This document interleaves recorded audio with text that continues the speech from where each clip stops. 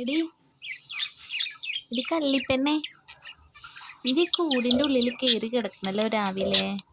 എന്നെ കണ്ടല്ലോ.